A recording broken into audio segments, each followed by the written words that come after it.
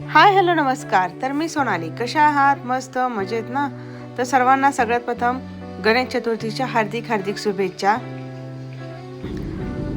तर ज्या क्षणाची आपण आतुरतेने वाट पाहत होतो तो क्षण म्हणजे आज आलेला आहे गणेश चतुर्थी आणि आपण आपल्या गणपती बाप्पांसाठी लागणारी तयारी म्हणजे सगळ्या सकाळी लवकर उठून गणपती बाप्पांसाठी प्रसाद बनवलेला आहे, नैवेद्य बनवलेला आहे.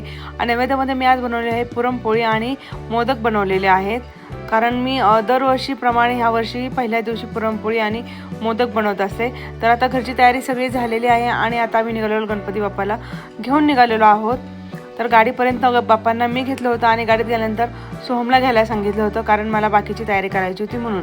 तर इथे पहा छानपैकी अशात आम्ही बाप्पांची मूर्ती घेऊन आलेलो आहोत.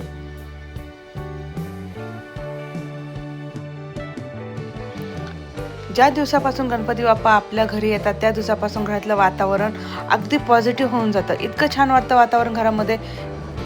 हे 10 दिवस मनामध्ये अगदी कुठले निगेटिव्ह विचार वगैरे काही येत नाही. खरंच खूप छान वाटतं असं.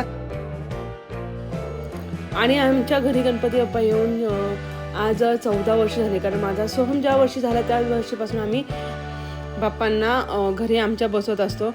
हे पहा, तर घरी आल्यानंतर सर्वात प्रथम भाकर तुकडा ओळून टाकलेला आहे. तर हे पहा, इथे छानपैकी अशी बाप्पांची पूजा केलेली आहे.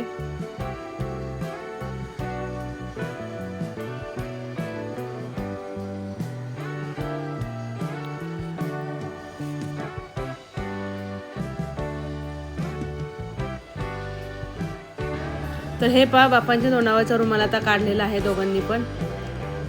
किती सुंदर आहे बाप्पांची मूर्ती.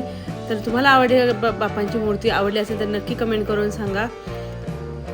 तर आता इथे सगळी छानपैकी अशी तयारी वगैरे झालेली आहे. बाप्पांना त्यांच्या जागेवरती स्थानापन्न केलेलं आहे. तर बाकीचे सगळं आवरल्यानंतर इथे सर्वात प्रथम केलेलं आहे बाप्पांची स्थापना झालेली आहे आणि छानपैकी असं डेकोरेशनही केलेलं आहे. आणि इथं सगळं झाल्यानंतर इथं आरती झालेली आहे आणि आजची आरती ही वेदांनीच केलेली आहे.